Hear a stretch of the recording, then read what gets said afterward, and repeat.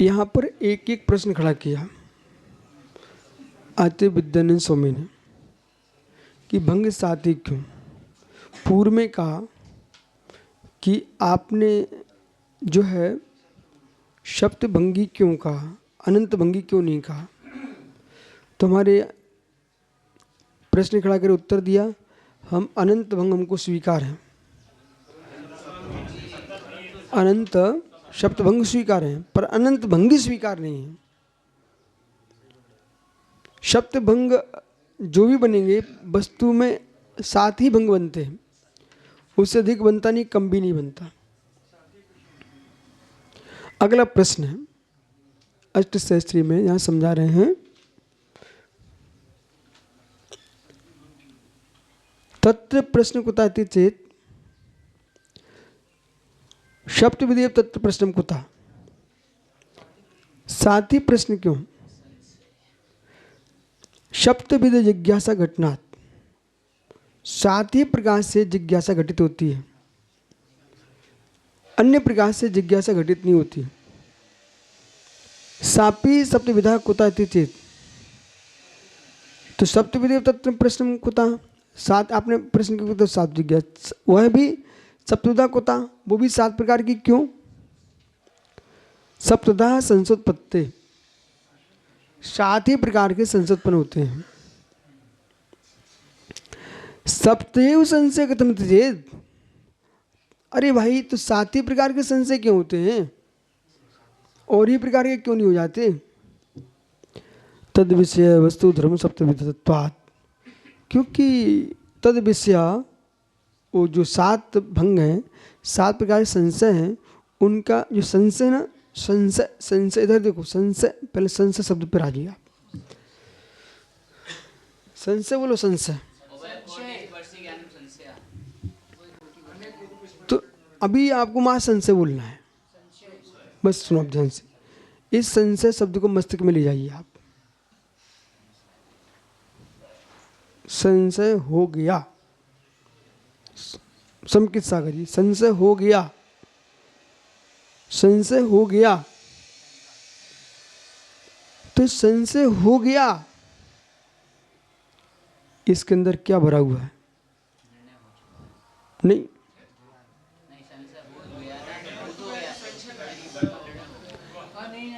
इनको संशय हो गया ऐसा कथन चलता है।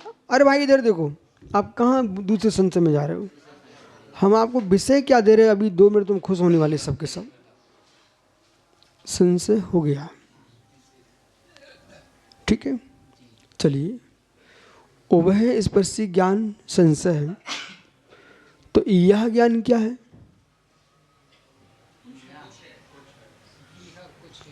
अरे यार कुछ भी बोलते रहते हो, अवग्रह क्या है।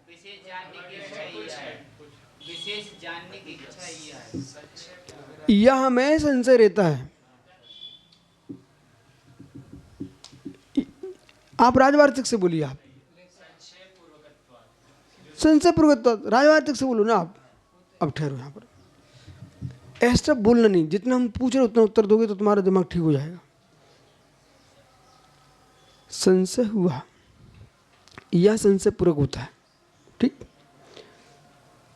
संशय शंकाओं से भरा होता है। अब बोलो, संशय शंकाओं से भरा होता है।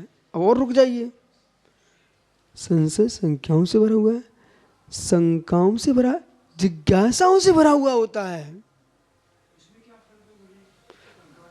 आप स्वयं निर्णय करो क्या फर्क है। संशय जिज्ञासाओं से भरा है, संशय शंकाओं से भरा हुआ है। शंका में इतना अंतर आ गया, वो शंका में ही भरा रहता है, जिज्ञासा में शंका को समाधान करने के लिए प्रयत्न करता है। अरे आप ऐसा मत बोलिए सर्वथा, तुम्हारे संपूर्ण शास्त्रों में शंका समाधान, शंका समाधान, शंका समाधान लिखा रखा है। आप धबला जी को पढ़े ना, वहां शंका खड़ाई की गई है। जैसे ये देखो, यही पढ़ लो ना आप, दे देना भाई ग्रंथ, दे देना चुल्लक जी को, दिखा देना। ये सार मात नहीं पढ़ना चाहिए, सार भी पढ़ना चाहिए। आप क्या है, सार मात नहीं पढ़ना चाहिए। हम छोटे में बहुत कुंजी पढ़े, गाइड पढ़े, लेकिन हमको संतुष्टि नहीं मिलती थी, फिर हम पूरे ग्रंथ पुस्तक पढ़ते थे। किससे? वो कुंजी जो होती थी ना, और वे मुख्य प्रश्न गाइड वाले आते थे, ये ठीक है, ये सब पुस्तकें गाइड ने सब पढ़ी हमने, लेकिन हम अपने आप में निर्णय कर चुके थे एक गाइड खरीदना नहीं, अब गाइडों में कोई सार नहीं निकलता, मूल पुस्तक ही पढ़ना चाहिए। ऐसे ये जितने सार हैं, जो भी सार हैं, वे अपने आप में अधूरे हैं। सार पूरा हो ही नहीं सकता ना, सार में तो सार ही रहता है, सार के पीछे कितना और रहता है। इसलिए जिनको ज्ञानी बनना है उन्हें सार मात पढ़ के नहीं बनना चाहिए, उन्हें विस्तार पढ़ना चाहिए। विस्तार पढ़िए, आप सार निकालिए ना। विस्तार से सार। आइए, अरे आप टेंशन ले लो, आगे बढ़ने दो, आपने पूरा विषय इधर कर दिया। अब शंका, जिज्ञासा। जिज्ञासा तो संशय जो है, आप जिसे हम पकड़ वो नहीं पकड़ रहे। आप संशय को आप कहाँ से उत्पन्न करते हो? ये सब पुरानी बातें हो गई। तुम समझ रहे कि मेरी बात को? संशय कहाँ से उत्पन्न होता है? संकेत सागर जी, संशय कहाँ से उत्पन्न होता है? सारस्वत जी, ज्ञेयों से कि ज्ञान से? अब मैं स्पष्ट कर रहा हूं, संशय ज्ञान में उत्पन्न होता है कि ज्ञेयों में? होगा किस में? किसके प्रति? ज्ञेय के प्रति। होगा किस में? ज्ञान में। तो संशय जो उत्पन्न हुआ है वो बढ़ता ज्ञान है कि घटता ज्ञान? बोलो।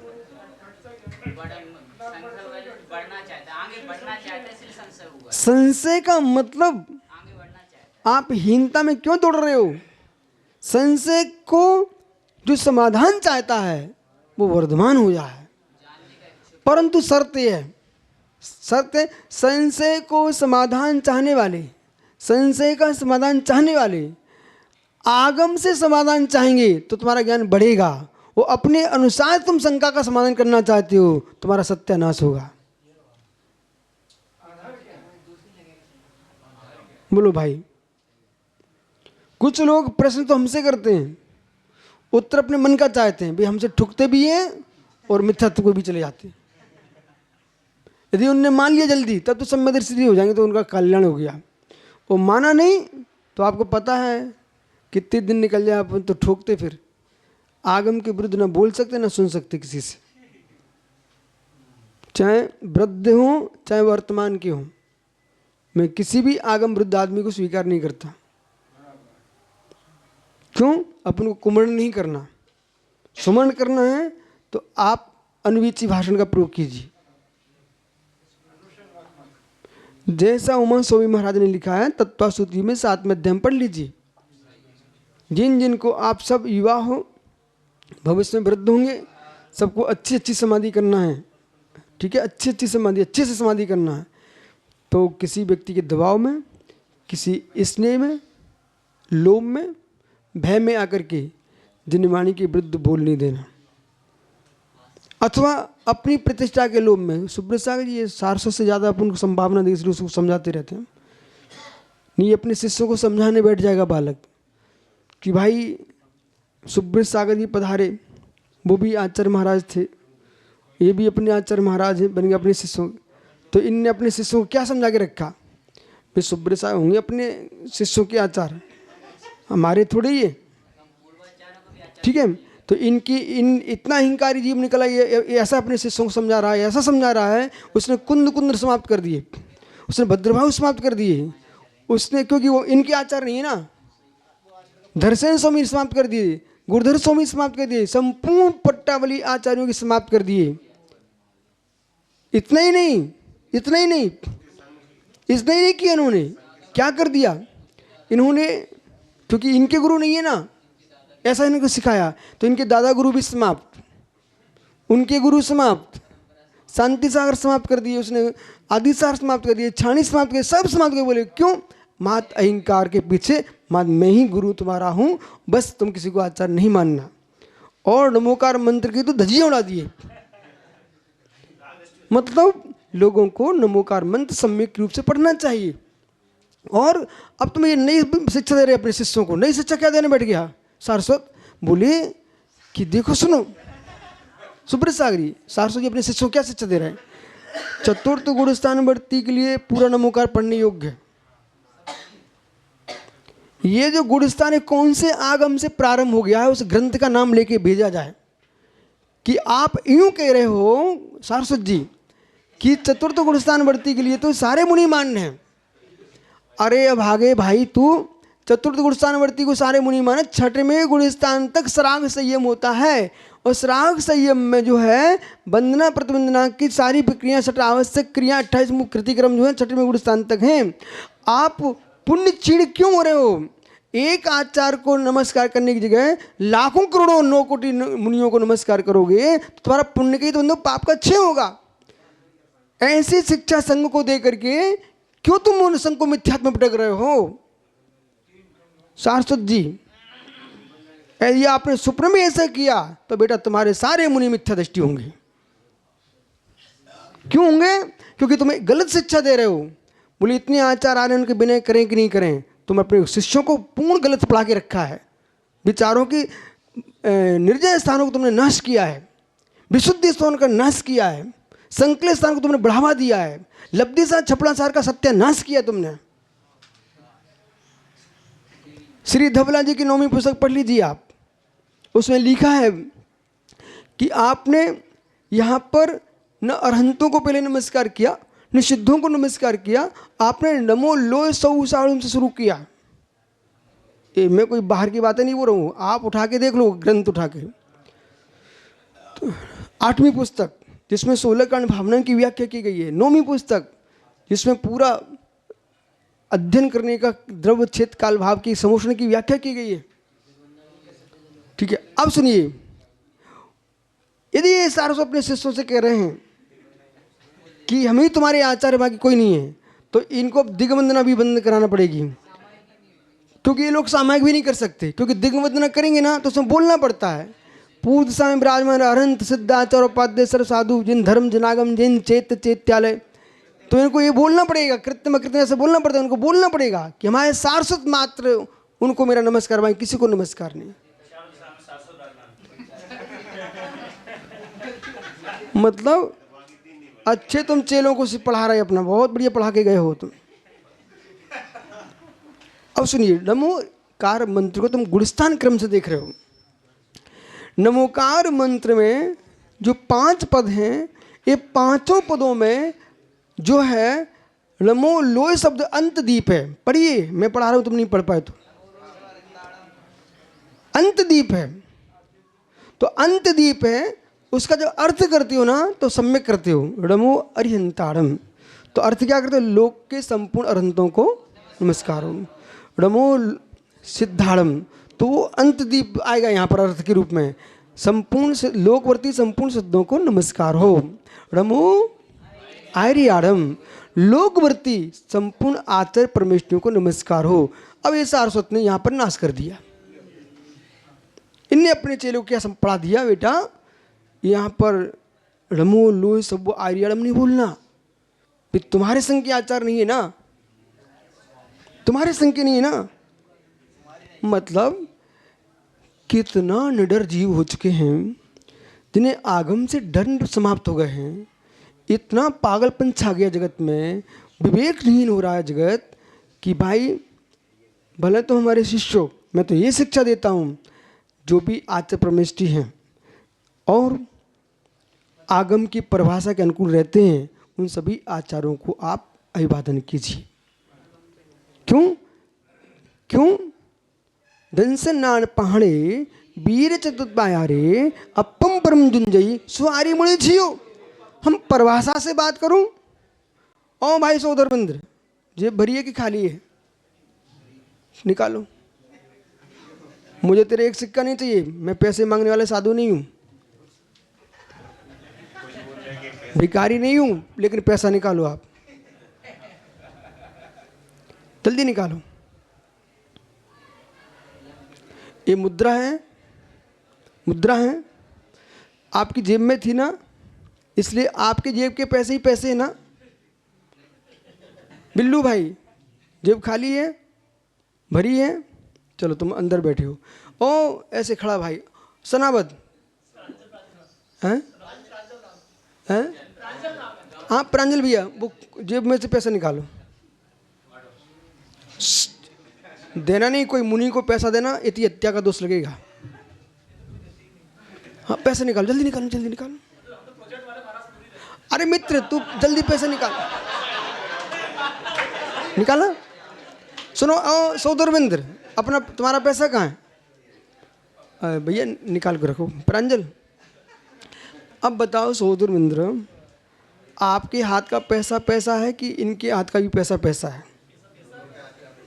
नहीं, तुम्हारे गुरु ने तो ये सिखाया है कि मेरा ही पैसा पैसा है, बाकी सबके कागज। बोलो ना, ये नहीं चलेगा सौदरविंद्र, तुम जी नहीं पाओगे देश में। आपको ये मुद्रा तुम्हारे हाथ में है, तो प्रांजल के हाथ में जो पैसा है ना, वो पैसा ही है। प्रांजल, तुम्हारा पैसा देश में नहीं चलेगा क्या? इनका तो सुनिए, तो इनके कहने से कुछ नहीं होने वाला। जैसे इनकी मुद्रा चलने वाली है, ऐसे सारस्वती से बोल देना कि सुब्रसार के चेले भी दिगंबर मुद्रा ही कहलाएंगे, आप ज़्यादा विकल्प करो मत।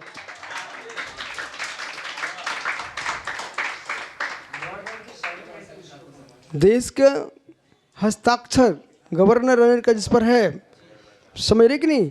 ऐसे ही जिन मुद्रा भगवान महावीर ने कहा है, या व्यक्तिगत कोई के नाम का नहीं लिखा गया आगम, डमो लोय सौ, तो डमो लोय सौ आर्यणम, लोकवर्ती संपूर्ण आचार्य भगवंतों को नमस्कार हो। आचार्यों का दायित्व है कि पंचाचार का पालन करें, वो कराएं, गाड़ियों में ना घूमें, आचार्यों का धर्म है। गाड़ियों में ना घूमें, वाहनों में ना घूमें, बहाने ना बनाएं, शांति का जीवन पैदल विहार करो, शिष्यों को मोक्ष मार्ग दिखाओ। सारा जगत जैन मुनियों को पग बिहारी देखता है, इसलिए वही दर्शन होना चाहिए, अन्य कोई दर्शन नहीं होना चाहिए। यदि इस प्रकार का व्याख्यान नहीं किया गया सुब्रत सागरी, अभी 18,500 वर्ष तक आप लोगों पर दायित्व है जैन शासन का। किसी से भयभीत होकर के और डर करके भी हमसे रूठ जाएंगे, मेरे सगे भाई बंधु हैं, तो भाई बंधु के राग में जिन शासन का नाश करोगे तो तुम मिथ्यात्व में जाओगे। यहाँ भाई बंधुपना नहीं चलेगा, यहाँ मात जिनवाणी चलेगी। अरे भाई तुम्हारे भाई उनके हैं, उनके भाई उनके हैं, उनके भाई ये हैं, तो भाई को देखते रहो, हो गया मोक्ष मार्ग। न जमाई देखना, न भाई देखना, न भतीजा देखना, मोक्ष मार्ग शुद्ध आगम का मार्ग है। सौदरविंद्र रख लो अपने पैसे। देखो प्रांजल ने तो पैसे रख ली, पहले ही रख लिए। मैं समझा रहा था पैसे नहीं चाहिए थे, मैं ये दिखा रहा था कि देश की जो मुद्रा है, यही नहीं हमारे भारत का पैसा विदेश में भी चलता है। बोलो भाई सुब्रत सागर, चलेगा कि नहीं चलेगा? चलता है। तो जैसे हमारे यहाँ का मुद्रा दौड़ता है ना, ऐसे ही भरत क्षेत्र के मुद्राज विदेह में भी चलते हैं, विदेह के मुद्राज भरत में भी चलेंगे। दिगंबर मुनि होना चाहिए। ऐरावत के वो चलते ही हैं, तभी तो आप विदेह क्षेत्र के तीर्थंकरों को यहाँ भी तीर्थंकरों को नमस्कार करते कि नहीं करते हो? श्रद्धा की रोड पर तो चलते ही ना। श्रद्धा के बाजार में हमारे यहाँ ऐरावत के भी चलते हैं, भरत के भी चलते हैं और विदेह के भी चलते हैं। 3 कम 9 कोटि जो मुनिराज हैं, 3 कम जो मुनिराज हैं, वे मात्र भरत क्षेत्र के नहीं है, पूरे 2.5 द्वीप के हैं। ठीक है, तो मित्र गलत शिक्षा नहीं देना, नहीं। अपने अहंकार के पीछे आप ये शब्द नहीं बोल सकते हो अपने शिष्यों से कि जित तुम्हारे जित चेले चपाटे हैं, इन सब को बोल के रखना। आपको वीतरागी संपूर्ण निर्गंथों का आपको सेवा करना है, भैयावृत्ति करना है। देखो आज खरगोन समाज ने किस प्रकार से भाई अगवानी की है, हर घर में चौक पूरे थे, इनके अंदर कितनी श्रद्धा भक्ति है, ये हमारे देश के चौक मिटे ना।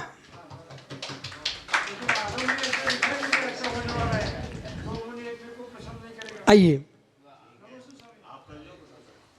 तो आप टेंशन में क्यों जी रहे हो? अपन को तो अच्छी समाधि करना है, ठीक है?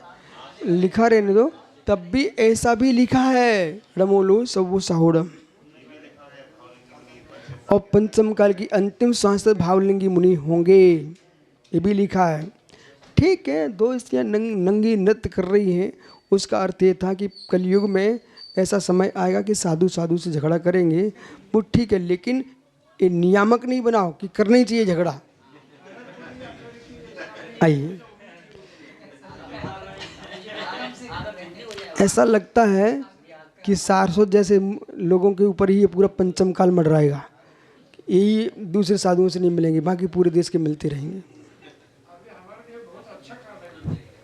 अरे आप सब मुनियों को ये विचार करना चाहिए कि हमारे संपूर्ण देश में अनेकांत स्यादबाद जिन शासन की ध्वजाएं फहरें, कितना बढ़िया समय चल रहा है, सरकार शासन सब मुनियों के पक्ष में है, समझ रहे कि नहीं? किसी गली में तुम्हारे लिए कोई पत्थर नहीं मार रहा है। अब सोचिए आप, कितना सुंदर समय चल रहा है। देखो यहाँ तो इतनी प्रशंसा करना पड़ेगी सुब्रत साहब आपको, चाहे योगी जी हो, मोदी जी हो, अन्य प्रांतों के जो आपके मुख्यमंत्रीगण हैं, ये सब एक मत में हैं और यही बोलते हैं भाई कोई भी साधु संत को कष्ट नहीं होना चाहिए। अब हम लोग बिहार कर रहे थे, महाराष्ट्र में उन्होंने पूरी व्यवस्था आगे आगे कर दी, कौन? फडणवीस भाई ने, देवेंद्र ने। अब कर्नाटक गए तो कर्नाटक सरकार ने पूरे सब जगह स्कूल खुलवा दिए हैं, बोले जैन साधु जहाँ भी होंगे उनके लिए स्कूल खोले जाएं। उत्तर प्रदेश में योगी ने सारी जगह सूचना करके रखा है, मोहन यादव जी ने मध्य प्रदेश में सूचना करके रखी है, मुनिराजों को कष्ट नहीं होना चाहिए। अरे सरकारें तुम्हारी सेवा में लगी हुई हैं, तुम परस्पर में जिन शासन के में बैठ करके तुम पत्थर क्यों मारते बच्चों के?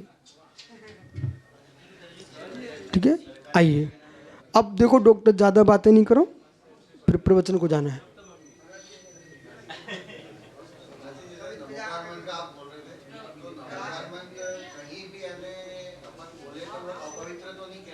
बिल्कुल नहीं कहलाएगा। सुनिए, आप यदि शौचालय में भी बैठे हो, मैं तुम्हारी बात को समझ चुका था, तुम सोदर में दो तो मैं भी कुछ हूँ। सुनो इधर, ऐसा है, पवित्रो अपवित्रो वा स्वशोदस्तोपि वा ध्याये पंच नमस्कारे सर्व पापै प्रणश। तो ये कह रहे हैं कि मुख से नहीं बोलना, ध्यायेत, चाहे तुम पवित्र हो चाहे अपवित्र हो, किसी भी अवस्था में हो, मन में नमोकार का ध्यान करना चाहिए। मुख से पवित्र होने पर ही बोलना, लेकिन मन में बोल चिंतन करने में कोई पाप नहीं पड़ेगा। समझ गए ना? शौचालय में बैठ के नमोकार का पाठ नहीं करना, नमोकार का मन में चिंतन कर सकते हैं, ठीक है? अब माना कि कोई का मल फूट गया, अंतिम श्वास चल रही है, और उसके मस्तिष्क में आया भैया हम अपवित्र हैं, अपवित्र हैं, तो यहाँ की बातें तो सोचता रहा, नमोकार नहीं सोच पाया। अरे भाई तू भले अपवित्र है, तुम भगवान का नाम लो। हाँ चलने दो, पर इसके बात का ध्यान रखना, ज़्यादा पवित्र में घुस गए ना तो तुम परेशान होना शुरू हो जाओगे, क्योंकि तुमने 1.25 लाख कर लिए है। इसलिए बस इतनी ध्यान रखना, चलने दो। शेष सांगी विचार करेंगे, अरे तुमने पूरा विषय हमारा सारस्वती क्या कर दिया आपने। फिर भी अच्छी बात है यदि आप अपने श्री संघ को ये सिखाना कि डमो लोय सव आर्याड़म, डमो लोय सव वज्झाड़म, डमो लोय सव सब साउड़म, डमो लोय सब अरिहंताड़म, डमो लोय सब सिद्धाड़म। कि तुम्हारे हाथ में व्यवस्था दे दी जाए तो हमको विदेश क्षेत्र के भगवानों का तो नाम नहीं लेने दोगे। हाँ सुब्रत साई, आपको पता है मध्य में भी बीच में, अब तुम लोग दीक्षित नहीं हुए थे तो विद्वानों ने एक नई बात छेड़ दी थी। जब एक समूह ने सीमंदर स्वामी की प्रतिमा ज़्यादा रखना प्रारंभ किए तो दूसरा समूह सीमंदर स्वामी की प्रतिमा की अवहेलना प्रारंभ कर दिए थे। बोले ये कौन हमारे क्षेत्र के, अपने घर के, मालूम उनकी भाषा क्या थी, बोले अपने बाप को तो मान नहीं रहे हो और दूसरे क्षेत्र के बाप को मानने जा रहे हो। ये अज्ञानियों की भाषा है। परमात्मा कोई बाप नहीं होते हैं, परमात्मा परमात्मा होते हैं। बाप का लक्षण अलग होता है। जिसके रजवीर से जन्म है वो तुम्हारा बाप है। परमात्मा रजवीर से नहीं होते हैं, परमात्मा 18 दोष से रहित होते हैं, इसलिए परमात्मा कोई बाप नहीं होते। अगले प्रश्न का समाधान ये है कि एक आजकल राकेश शाह जैसे पंडित भी जन्म ले लिए हैं, तो ये लोग क्या बोलने लग गए, और सारस्वत तो उसमें नंबर 1 है ही, तो ये लोग क्या बोलने लगे आजकल, बाप एक होता है, बाप एक होता है। घोर पापियों, बाप एक होता है, वो रजवीर का संबंध है, बाप एक होता है। लेकिन मुनियों का, आचार्यों का रजवीर का संबंध नहीं है, सो बाप एक होता है। मुनि तो परिभाषा से घटित होते हैं। विश्यासा बसाती तो निरारंभ परिग्रह ज्ञान ज्ञान तपो रक्त तपस्वी सा प्रसिद्ध। इस श्लोक से अर्थ निकालोगे, बाप का अर्थ निकालोगे। क्या पागलपन चढ़ गया तुम्हारे, भूत चढ़ गया कि बाप एक होता है। गुरु कोई बाप नहीं होते, तुम्हारे स्वयं के गुरु बाप नहीं है। यदि गुरु को बाप बनाते हो तो आपको व्यभिचारी, अपनी माँ को व्यभिचारी घोषित कर रहे हो, क्योंकि तुमने जिस माँ से जन्म लिया है गुरु वो तुम्हारे पिता नहीं है। इसलिए गुरुओं को बाप कहने की परंपरा समाप्त कीजिए। दिगंबर मुनि है, आचार्य आचार्य, उपाध्य उपाध्य, साधु साधु हैं। गुरु कोई बाप नहीं होते। राकेश शाह, सुधार करो अपने जीवन में, पूर्ण सुधार कीजिए। न कोई विशुद्ध पुत्र नहीं। मैंने शादी नहीं की, पुत्र कहाँ से हो गए? इसलिए मैं गलत परंपराओं को जीवित रहने नहीं दूंगा। कोई विशुद्ध वंशज नहीं। वंश आचार्य परंपरा का वंश होता है। ये गुरु जन्म वाले वंश यहाँ कोई काम के नहीं है, समझ गए? इसलिए समाज के लिए छलो मत, देश के लिए छलो मत, गलत बातों का प्रयोग करो मत। मुनिराज कोई बाप नहीं होते हैं। तुम्हारा एक बाप होता, तुम्हारा एक बाप होता है, तो बाप एक होता, तुम भी तो फिर नहीं कहलाओगे हमारे, हमारा बाप एक है, जाओ तुम्हारे पास भी नहीं है हमारे। इसलिए मुनिराज कोई बाप नहीं होते। सौदर में तो सुन रहा कि नहीं भाई? हाँ, तो मतलब कि तुम एक हो, हमारा बाप एक होता है। बहुत सारे लोगों को तो बहुत पसीना आ रहा होगा मेरी बातें सुन करके। वो पसीना पहुँच लेना, लेकिन बुद्धि को पहुँचो मिथ्यास से। सारस्वत जी, देखो बालक, गलत प्रयोग नहीं करना, गलत प्रयोग नहीं करना। मुझे आगमों की बात स्वीकार है, पूर्वाचार्यों की बात स्वीकार है। वो हमने आज तक सुब्रत सागरी किसी से भयभीत होकर के कभी दबाव में आया नहीं। लोगों ने इतने दबाव किए, इतने दबाव दिए, देश में बहुत दबाव दिए, लेकिन मेरा निर्णय है, मैं समाधि करना पसंद करता हूँ। मृत्यु स्वीकार है, लेकिन आगम के प्रति सुन सकता हूँ ना बोल सकता। इसलिए जिन शासन जयवंत हो, नमोस्तु शासन जयवंत हो।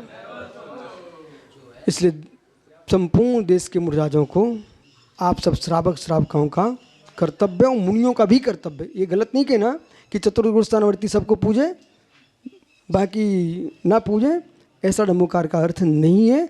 चतुर्गुणस्थानवर्ती भी हों, सारे गुणस्थानवर्ती, जब तक सरागता है तब तक आपको नमोकार मंत्र का पाठ करना चाहिए। और सद्भाव सागर जैसे मुनिराज हैं, इनका कर्तव्य कि ऐसा जीवन जिएं कि लोगों की श्रद्धा के दीप जलें। हम ऐसा जीवन ना जिए किसी प्रपंच में जा कर के कि लोगों को श्रद्धाएं बदलना पड़ जाएं, लाखों काम छूट जाएं तुम्हारे, लेकिन जो उपकरण हमारे मोक्ष मार्ग में सहकारी नहीं है, उन उपकरणों का आश्रय कभी नहीं लेना चाहिए। अरे भाई, मोबाइल है, फ़ोन है, लैपटॉप है, टैबलेट है, आईपैड है, दुनिया का, इनका आश्रय मुनियों को नहीं लेना चाहिए। न डायरेक्ट न इनडायरेक्ट, दूर रहना चाहिए। ठीक है? नमो रिंता नमुस्ता नमो सुस्तान विश्यासा